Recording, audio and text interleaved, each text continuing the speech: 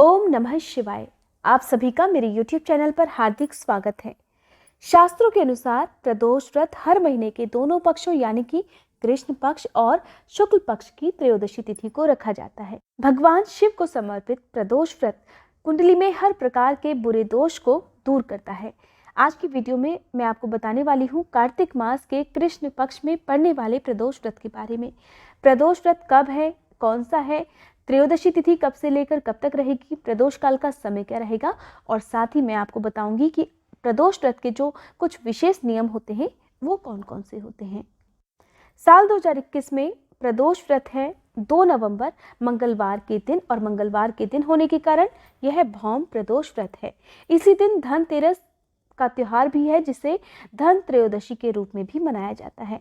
क्योंकि मंगलवार के दिन प्रदोष व्रत है, इसलिए भगवान शिव के साथ साथ आज के दिन बजरंगबली हनुमान की भी पूजा करनी चाहिए। कार्तिक मास के कृष्ण पक्ष में पड़ने वाला जो प्रदोष व्रत है वो सबसे ज्यादा मंगलकारी होता है। त्रयोदशी तिथि प्रारंभ हो रही है 2 नवंबर की सुबह 11:32 से, जिसकी समाप्ति होगी 3 नवंबर की सुबह 9:02 पर।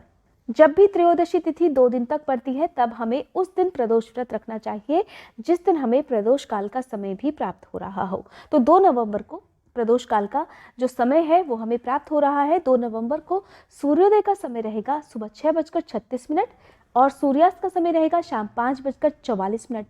साथ ही प्रदोष व्रत की पूजा प्रदोष काल में ही की जाती है। तो प्रदोष काल का जो समय है वो रहेगा शाम 4:59 से शाम 6:29 तक।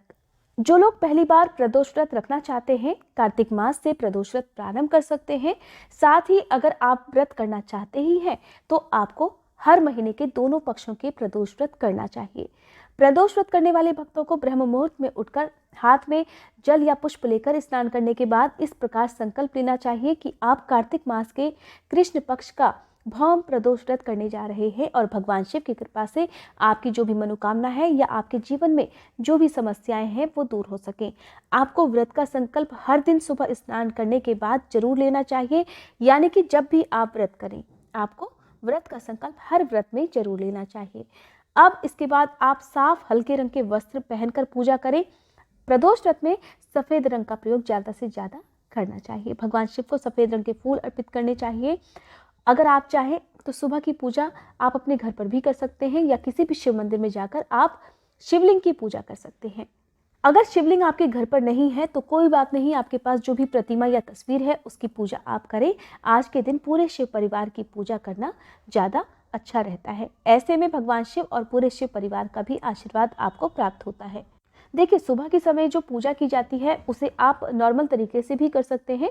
भगवान शिव के मंत्रों का जाप करते हुए आप पूजा करें, लेकिन जो शाम की पूजा होती है आप चाहें तो सुबह के समय कथा सुन सकते हैं। अगर समय नहीं है तो कोई बात नहीं, लेकिन शाम की पूजा करते समय आप कथा जरूर पढ़ें या सुने, क्योंकि बिना कथा के व्रत का पूर्ण फल प्राप्त नहीं होता।